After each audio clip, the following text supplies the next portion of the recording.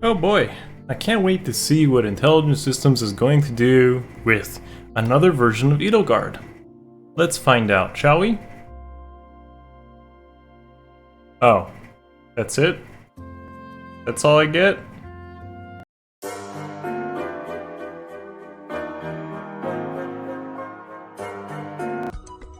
Hey guys, Akariss here, bringing you another FEH channel thoughts, analysis, whatever you may call it. Here we are yet again, not too long after the first one. Call it a pleasant surprise because I love getting news like this.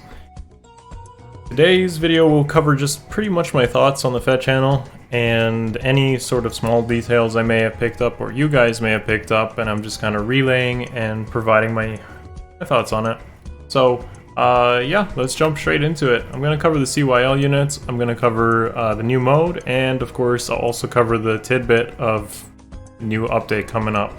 So as you guys can see, or maybe you don't remember, I don't think anyone doesn't remember, but these are the winners from CYL4, which is pretty much recency bias. I mean, let's be real, it's recency bias.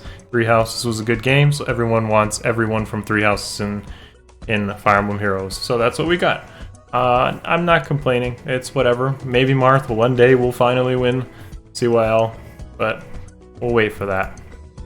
Anyways, so let's get into this.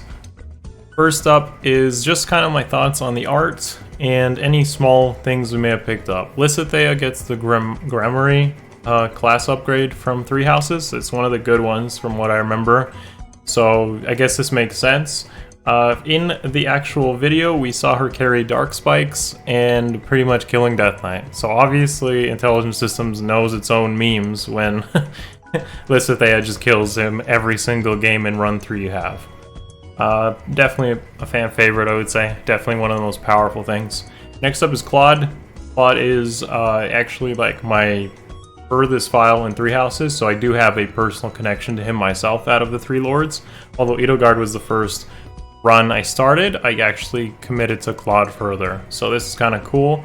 I've always been a Bow fan, so I can appreciate the style that they've done through this. They really did choose some of the best artists here. I really do like the look of most of this. This is probably my biggest disappointment because it wasn't really like I guess if we get legendary Dimitri and legendary Claude, that really loses a lot of value on the Brave. Like Lysithea is fairly unique. I don't think she'll get a legendary ult, but come on, really? We already have legendary Edelgard, so this is just like, it feels like a repeat of that. She probably will be different, probably.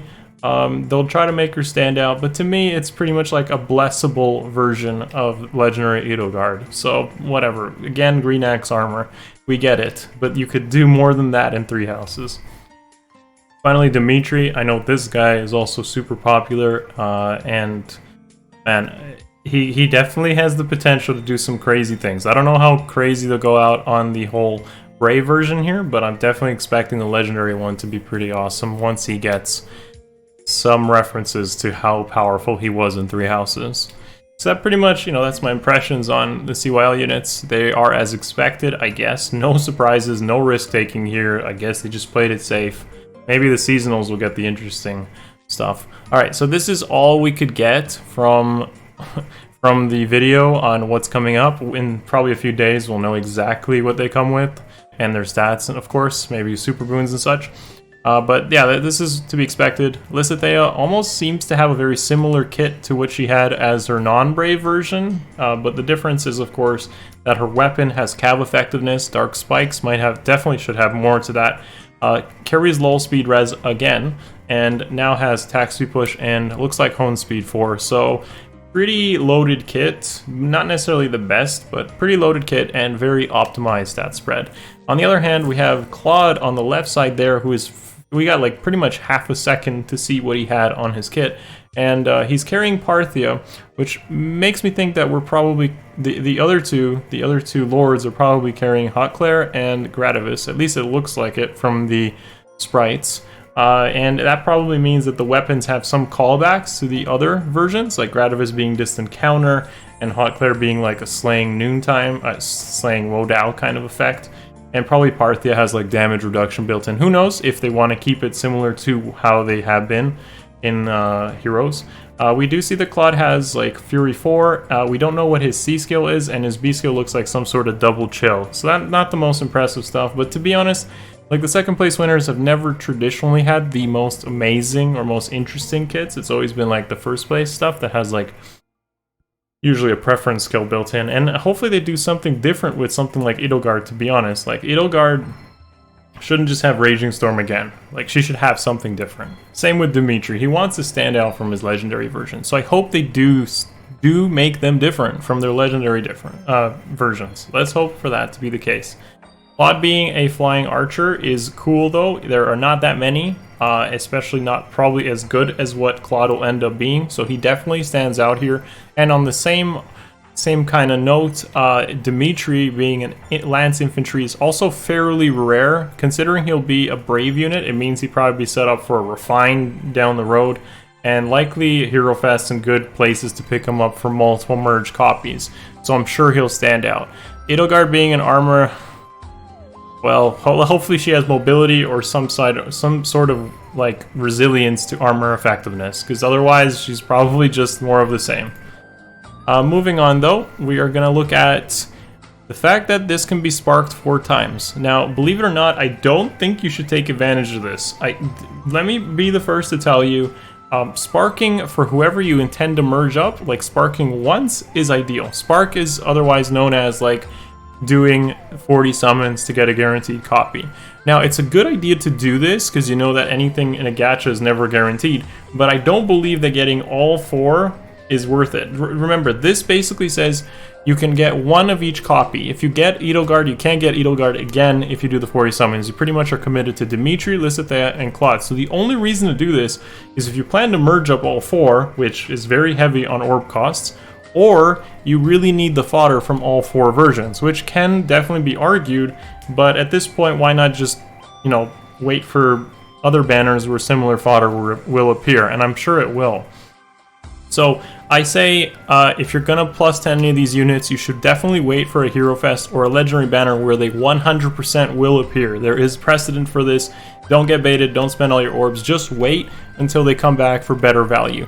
Definitely pick up your free copy of whoever your favorite is, or if you just want some fodder, and definitely consider sparking 40 summons for at least a single copy, maybe for the merge, to begin your merge journey for when they come back. That would be my recommendation. You don't have to listen to it, but I do recommend that as a starting point, because this isn't going to be the best banner to obviously pick up multiple copies. There really isn't a reason to waste orbs here. You should be patient.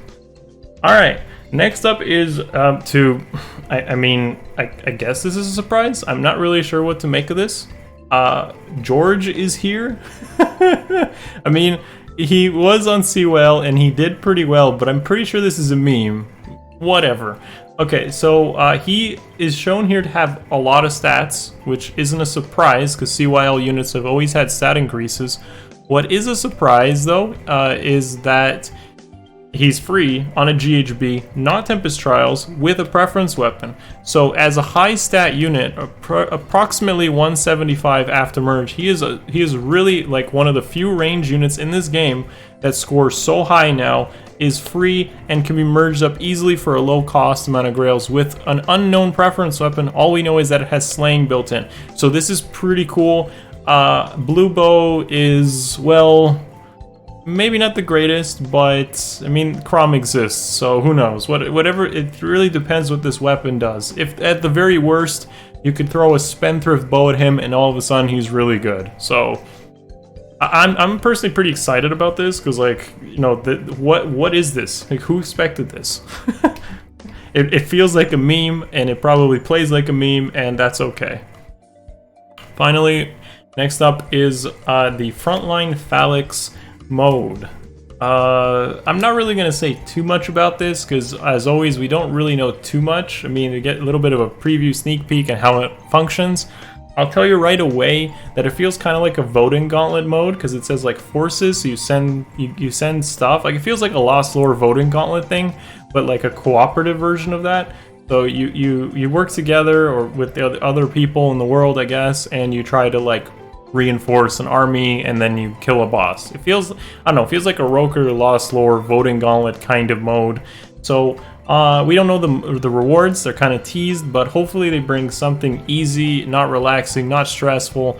I gotta admit, I don't like the whole percentage for success thing. That, like, most of the stuff in Heroes is not RNG. The only RNG I feel like in this game has pretty much been the gacha, and that sucks. And of course mainline Fire Emblem has the hit rates and crit rates and such, and that can definitely be frustrating, but they've alleviated that with casual modes and divine pulses and meatless turn wheel and such. They definitely tuned it or made it much less tolerable rather than pressing the reset button all the time.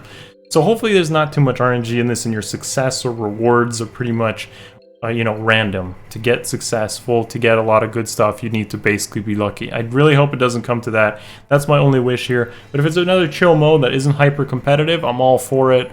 Variety in the game is something nice, as long as I'm not playing 20 hours a day grinding for like a specific thing. It's all good. Heroes always has pretty much met the target on being pretty chill and fun to play. So hopefully this mode is chill, nothing crazy. That's all really I'm going to say about it now. Moving on, some stuff about the new update. So now, I think this was overdue, to be honest. Like, I felt like they would have done this eventually, and it seems like they did. So now you can put more dragon flowers into your core units. I appreciate this change, I really do, because as stat increases keep happening every year, and they happen every year, about 5 points or so on everything, on infantry, armored, flyers, cavaliers, all pretty much get 5 points stronger every single year. Happens around CYL. There is like a pattern to this. They finally have sort of countermeasure, which is dragon flowers on older units will become more competitive. This is great. This is a good change. What is questionable, of course, is that this is like, it's gonna cost a lot of flowers to do this. To get someone from 0 flowers to 15 flowers, 15 extra stats, you need 1,460 dragon flowers. At our current rate, this takes multiple months and at high competitive rankings to even get this. So I hope they distribute more flowers going forward, because otherwise it's going to be pretty difficult to like max out even your core units at the rate we get them. There won't really be that much flexibility. Of course, not every single unit needs to be maxed on flowers, but your core units, like your tanks, will appreciate every flower, and a lot of units will definitely appreciate at least like attack and speed or defense and res or something like that. So hopefully they just increase distribution of flowers to counteract that. This is going to be a lot. Of course, those that go from like 5 to 10 likely won't need that much, but on the same time, like next year, they probably will increase it again, and at that point you're just chasing flowers to try to like max out your units. I appreciate progression, I really do. I think this is a good change, don't get me wrong. It's better to have this than to not have it, but it needs to be counterbalanced by the fact that we get more of this stuff. So good, but give me more. That's what I gotta say. I gotta basically go to the farm in Ether Resorts and plant my cavalier and infantry flowers like non-stop, because I just can't have enough of those apparently. Finally, the final change talked about is the trait fruits. Now, trait fruits are pretty much like you get to change IVs, and this is kind of cool for 5-star exclusives that you otherwise wouldn't pull.